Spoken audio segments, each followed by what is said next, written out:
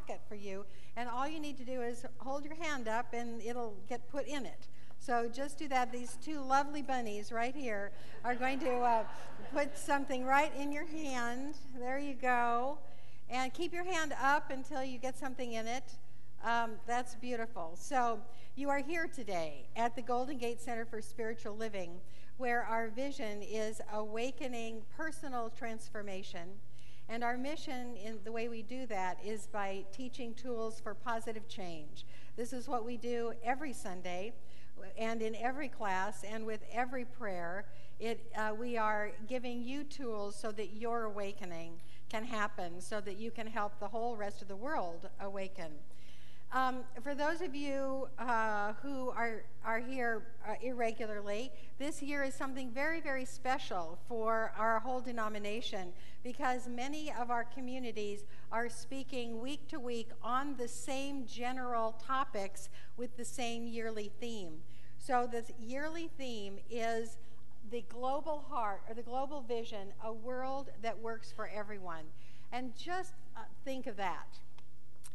Think of that with what we have in the news, if you guys still watch the news at all,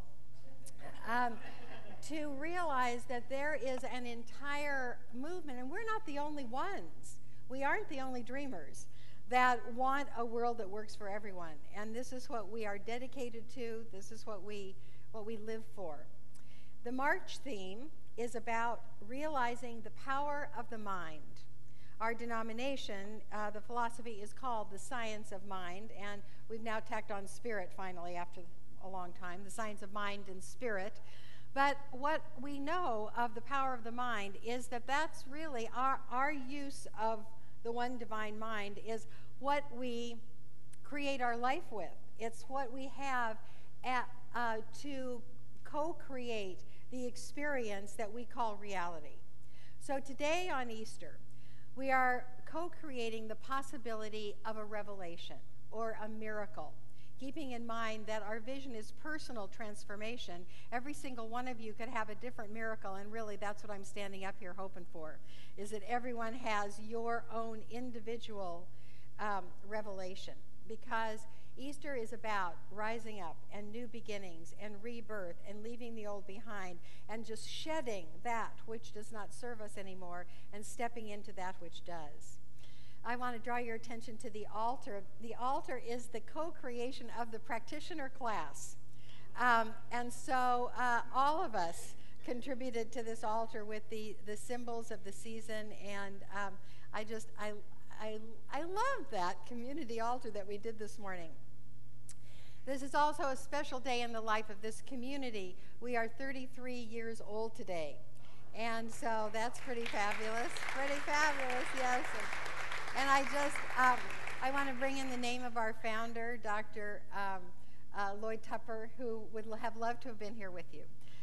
But he's in Cape Cod right now. We'll talk to him later on today. And for me, this is my 21-year anniversary. I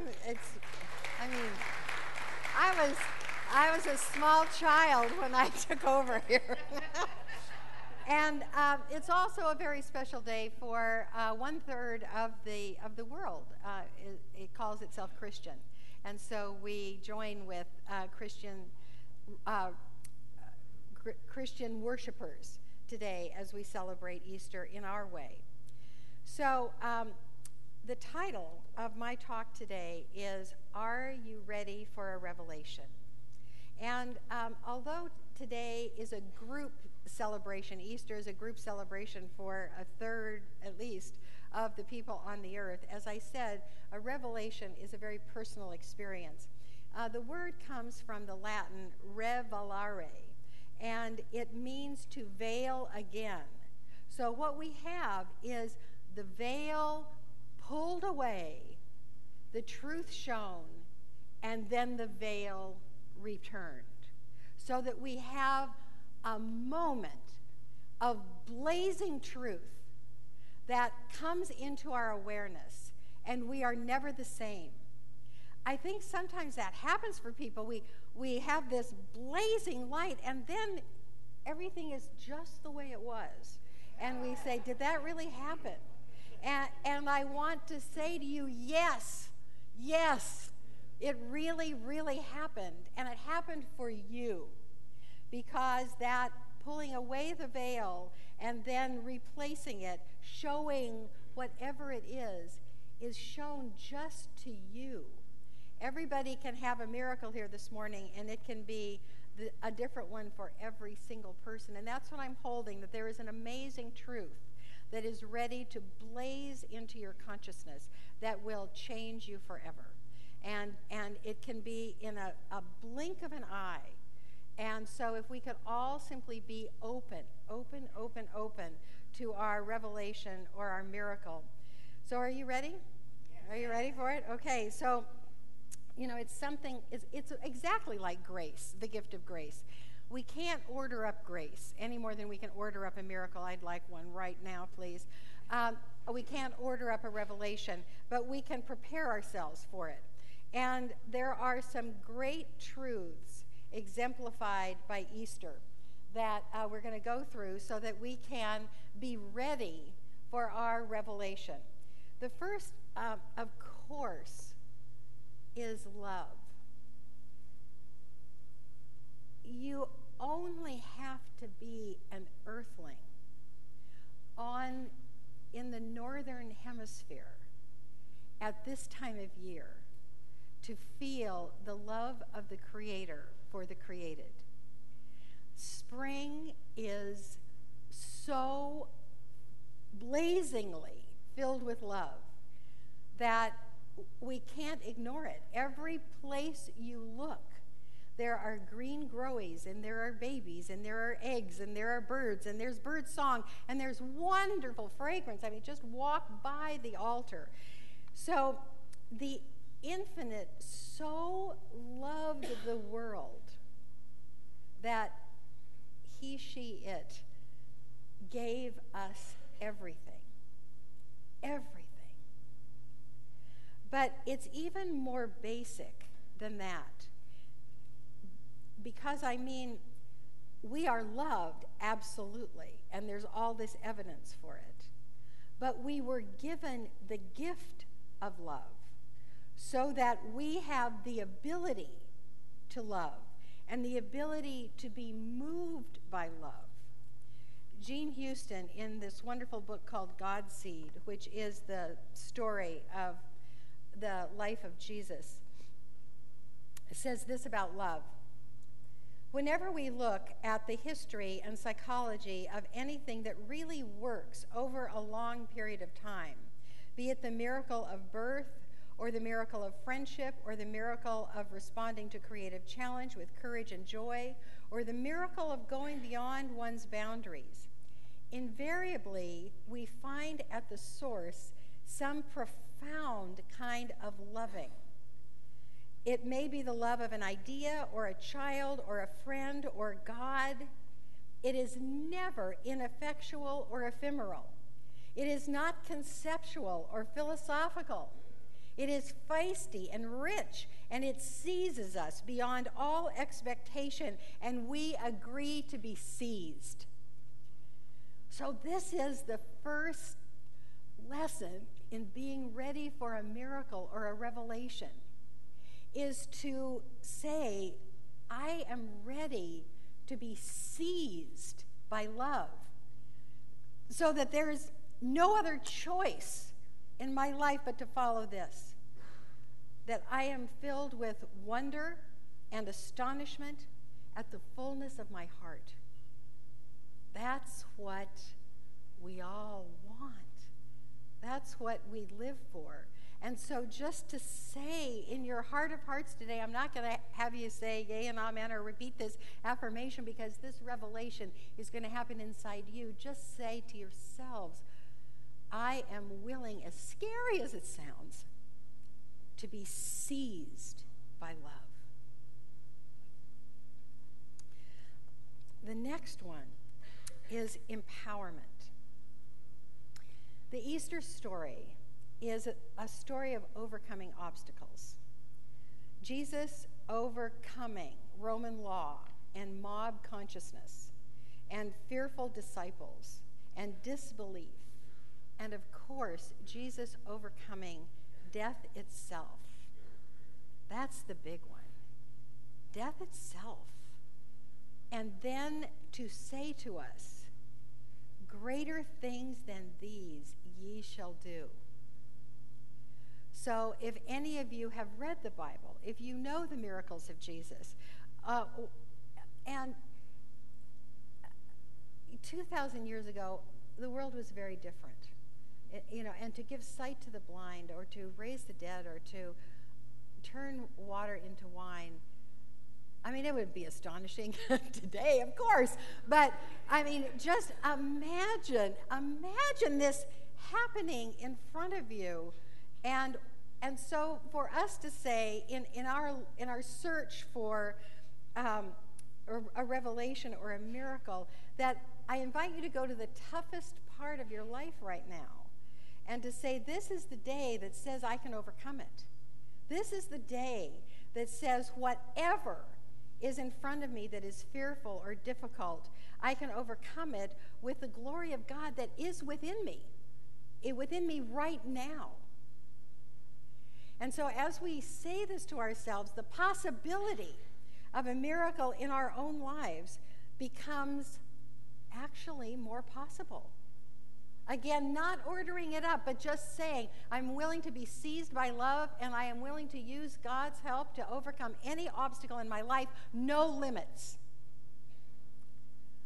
We're stepping towards it. The next one is safety. Because when we start into a scary place, it's risky. And risk and scared and safety all kind of mix up together in this crazy world with what is on the news. And so what the Easter story says is that nothing bad can really happen to us. It looks like you're dying, but you're not. It's, the truth be told, we are immortal, blessed, claimed, and safe. We are as safe as a toad in God's pocket. Now, I don't want to be cavalier about the news and about Brussels. And there was another attack this morning in Pakistan. And I hear that pain in you. I know that I'm going to read to you a piece of the first ritual that I wrote in my book. The first ritual that I wrote in my book was about what was a driver's license ritual for my son, which I made him go through.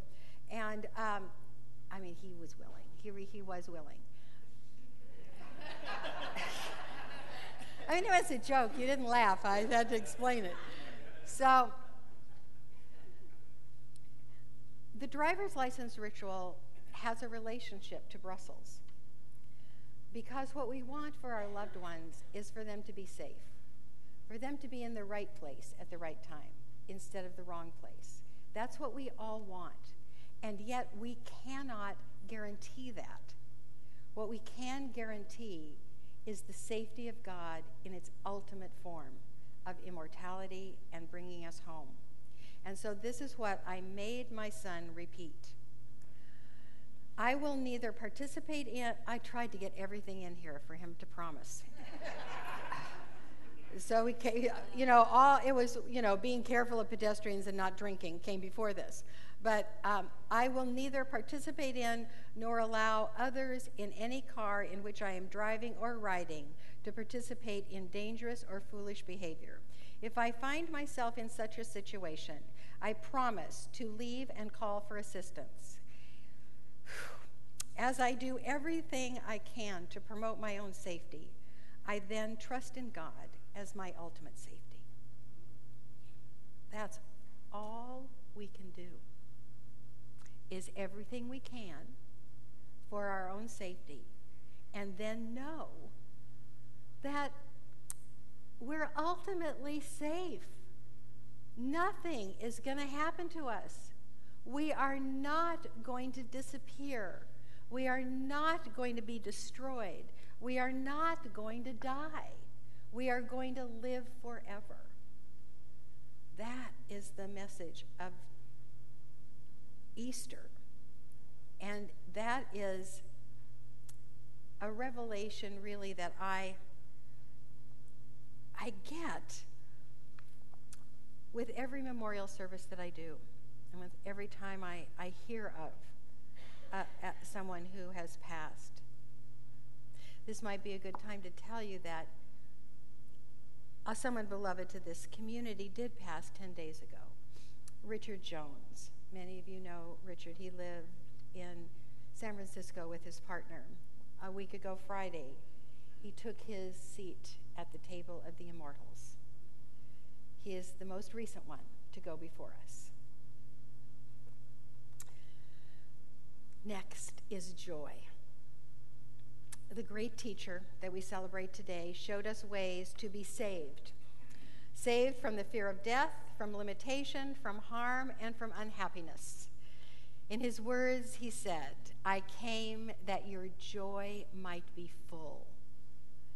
And so we are meant to be happy.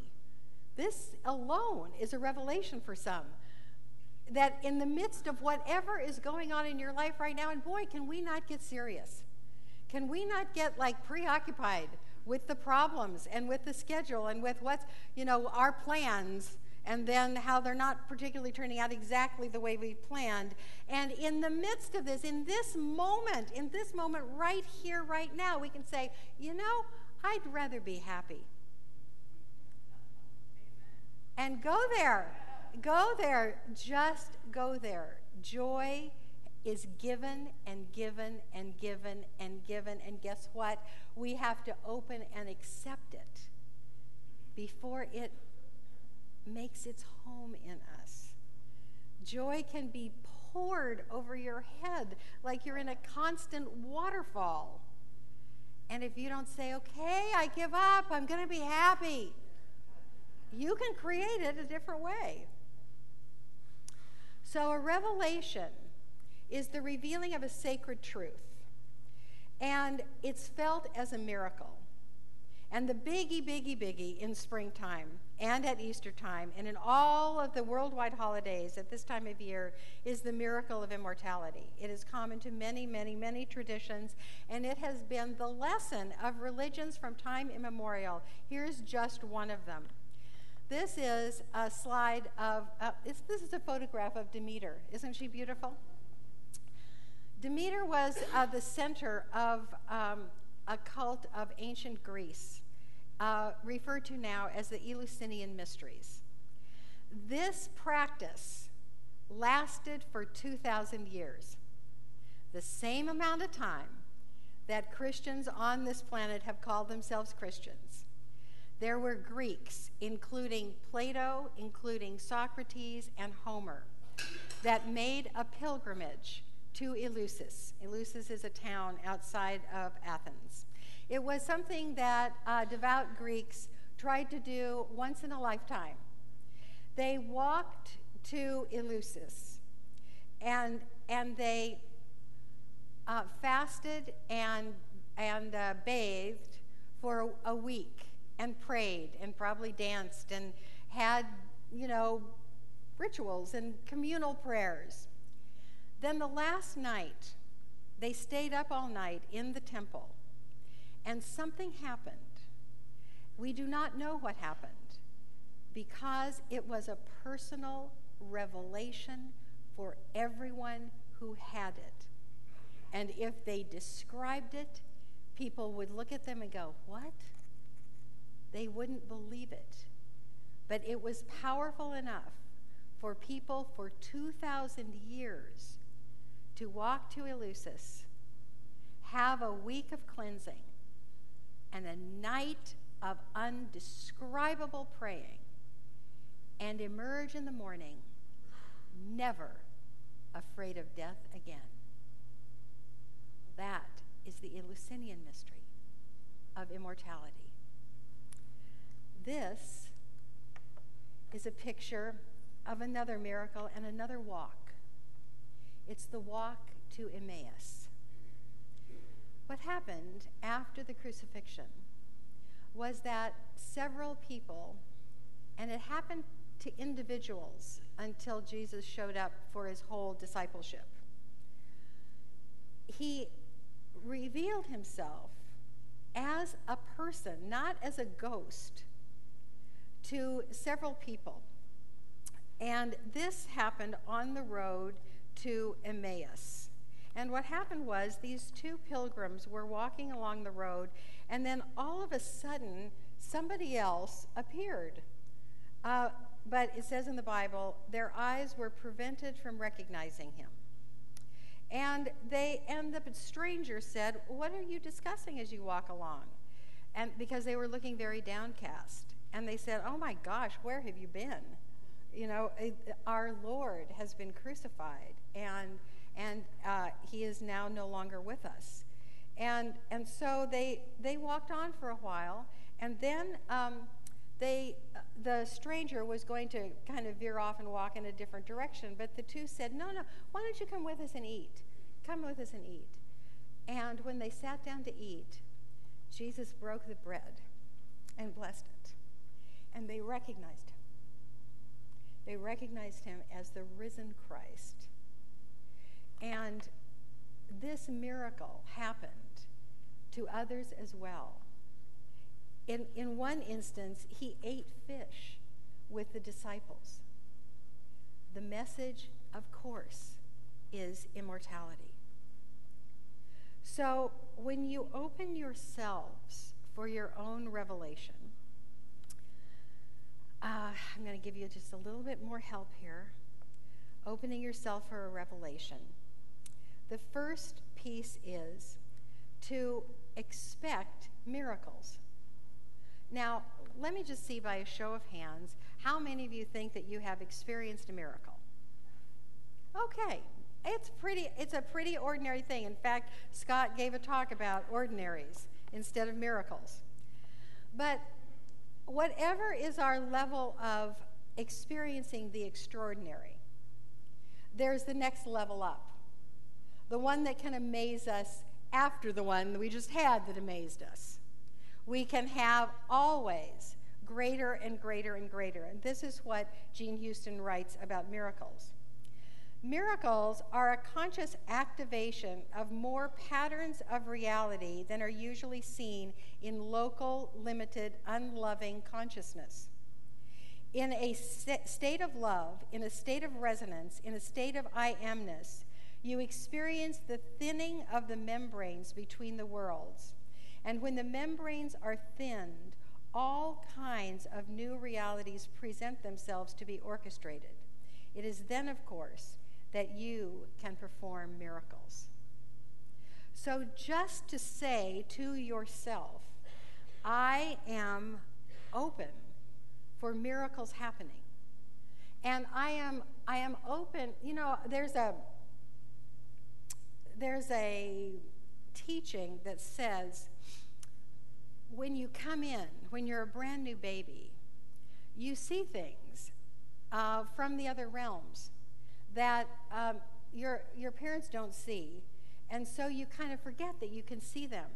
I actually had this happen with my children, and I think, you know, if you can remember a newborn baby, how when you look at a newborn baby, they look at your edges. You know, they don't really look like smack in your eyes right away. They look at the edges of your head, and I'm thinking they're seeing your angels. They are seeing your angels. And so for us, because we weren't reminded, most of us, our whole lives, about extraordinary experiences that are beyond the realm of most of our senses, if we suggest to ourselves that those things exist, like point at anything and say, you know, that means that God is present. Or point at anything in your life that you don't like and say, you know, that means that I am being richly blessed. Or right now, can we imagine that lots of our ancestors, the people that used to be here in this community, are here? Your people that you experienced Easter with when you were a child, they're here. The indigenous people of this land, they're here. It's feeling pretty crowded. If we just suggest that to ourselves at the right time and in the right place, the miracles occur. Next is visualize. Yep, I'm still caught up with myself. Visualize the veil being drawn back. You know, when my mom passed, I was there with her at the before, during, and after for a couple of hours. And I prayed for the eternal realm to take this majestic woman home. And I felt like I had pulled the veil away, and I was standing on the edge of what I knew. And in front of me was what I didn't know, or it wasn't time for me to know. But it felt welcoming for my mom. And for us to sometimes, maybe right before you go to sleep, to just imagine that the veil is pulled away and you can see truth. And you can suggest to yourself that miracles happen.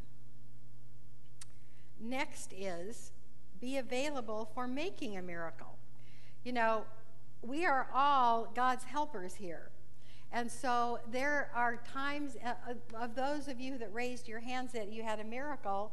I bet a lot of you had a miracle that involved other people, that other people participated in that miracle. It wasn't just a bolt of lightning from heaven. It was other people doing something that were really open to other possibilities. So about 15 years ago, in this community, we were more in debt than we ever were before or after. We owed 9 months of rent to our office building. We could never get in that position anymore. Nobody would let us, and we've got a lot more eyes on the money. And nonetheless, we were 9 months in arrears. At this time, several of the leaders of this community were taking the new version of financial freedom that was taught to us by the author.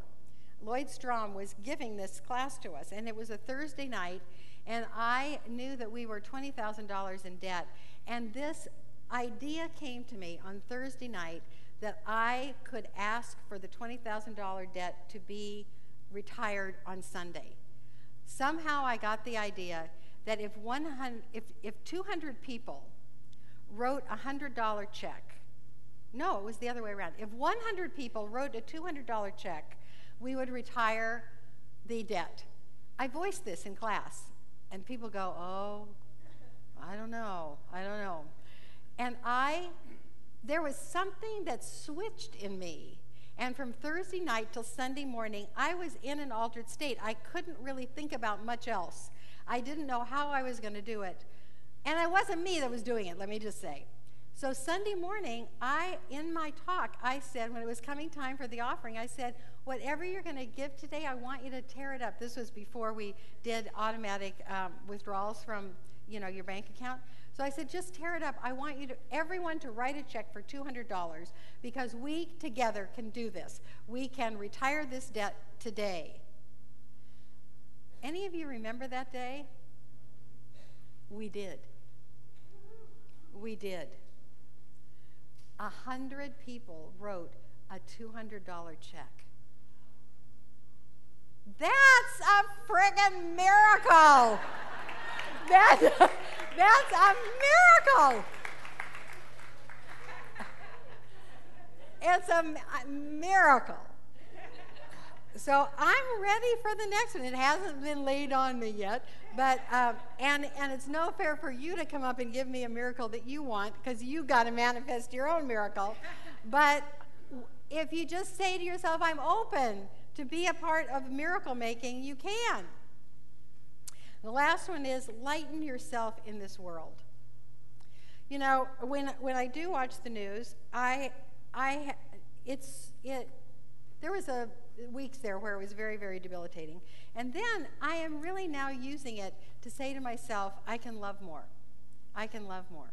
That I can lighten my load. I can lighten my view of the world. I can, the atmosphere around me can be absolute love. So I want to read to you a little piece of this book called The Desire of the Everlasting Hills. And it's about the time before Jesus, after Jesus, and then during the time of his ministry.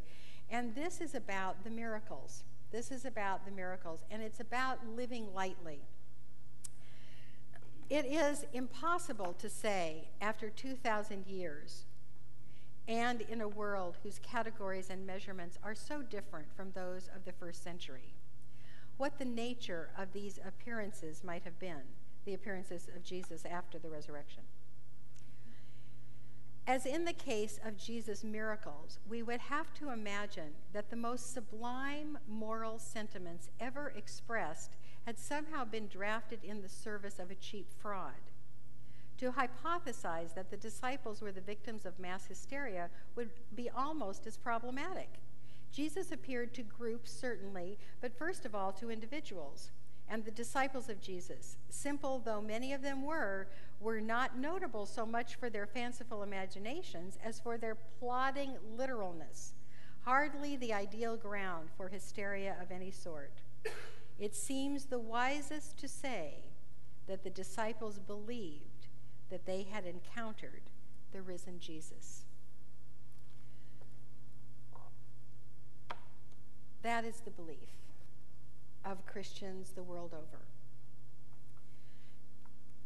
In many traditions, the leader of that tradition has been seen by their disciples after their physical death.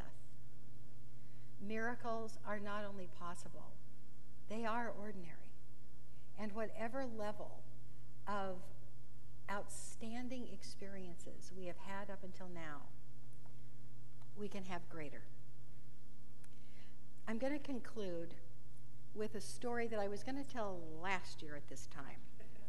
If you recall, last year was my 20th anniversary, and there were some people who hijacked the service, and I didn't get to give my talk. But I'm going to tell a story.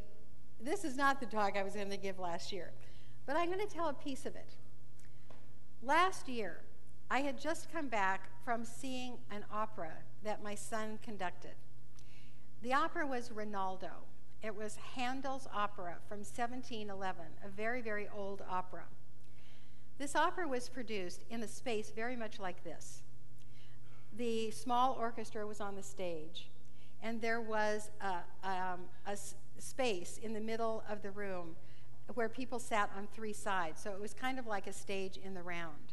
There was not hardly any stage stuff, on the stage. There were a few levels on the stage, but mostly there were these young singers singing this story of, in 1711, it was an opera about the Crusades. So we had the army of the Christians and the army of the Muslims. Michael and his production did not do that. They took out every single thing that was about Christianity because, in the end of that opera, everybody converted to Christianity, and that's not the message that we have today. There were, however, a good army and a bad army. Rinaldo was the leader of the good army, and Argante was the leader of the bad army. And in the finale of the opera, there were young people leaping, and the sword play, and the wars, and the singing, and the dying, and then the more leaping, and the almost dying, and then laying down again and singing some more. and in the end, everybody was dead but Rinaldo. And Rinaldo was there with his sword, and the last note of the opera was sung and played.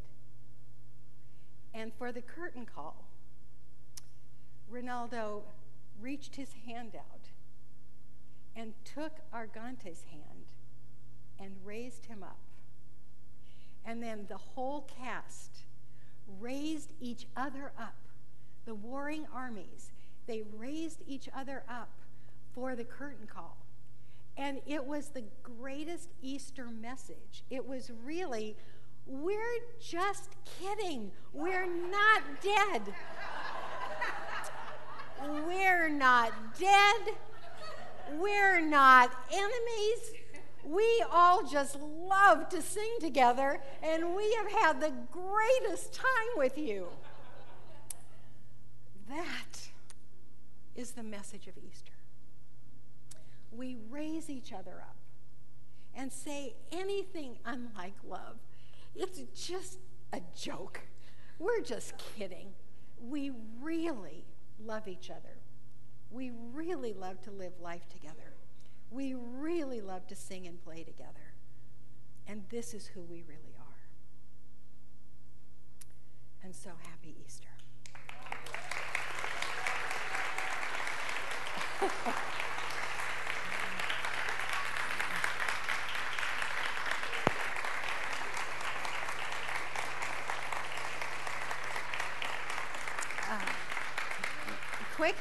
Quickly, the spiritual principles that we're working with today are: we can prepare ourselves for miracles, and love, empowerment, safety, and joy are always available.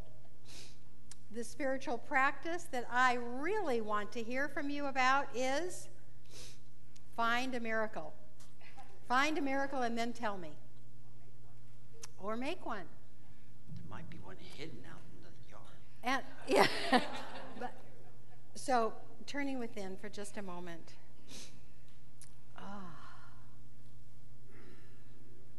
May it be this morning, and well, hello, helping with the prayer. May our reality reflect the highest vision that we can hold of our life. May this mind that is the mind of the Maker in us see, believe, know, reflect back only love, only peace, empowerment, joy, those qualities of life that are the absolute truth. Let our consciousness reflect that forth into the world, and then let us stand on that knowing and know even greater, and stand on that knowing and know even greater, so that those around us, rippling beyond, know that love is the absolute reality, and that miracles are available to all, and that we are all God's family here on earth. Blessed be.